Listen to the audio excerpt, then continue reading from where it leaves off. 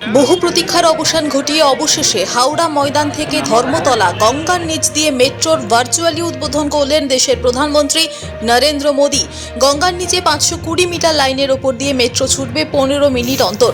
এই উদ্বোধনকে ঘিরে হাওড়া ময়দান চত্বরে মেট্রো স্টেশনের কাছে বহু মানুষের জমায়েত দেখা গেল আজ সকাল থেকে। হাওড়ার মানুষ মনে করছে জ্যামজট থেকে একটা মুক্তির রাস্তা খুলে গেল তাদের সামনে।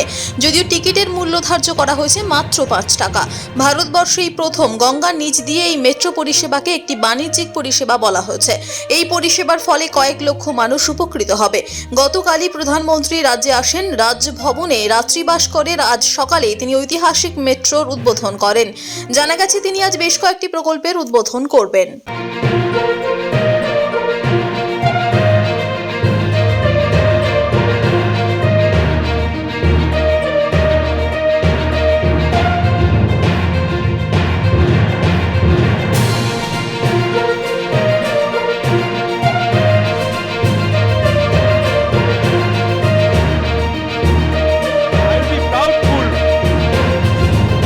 ইন্ডিয়ান হিউম্যান ভারতবাসী হিসেবে, যেহেতু এটা একটা ঐতিহাসিক ব্যাপার যে এই মেট্রো রেলটা গঙ্গার নিচে দিয়ে যাচ্ছে, রবীন্দ্র সেতুর 300-350 মিটার বা আরও তার অধিক বা এরকম।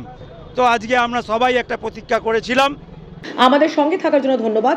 নিউজ প্রাইম টাইমস, যেখানে প্রতিটি মুহূর্ত গুরুত্বপূর্ণ। সঙ্গে থাকুন, দেখতে থাকুন নিউজ প্রাইম টাইমস।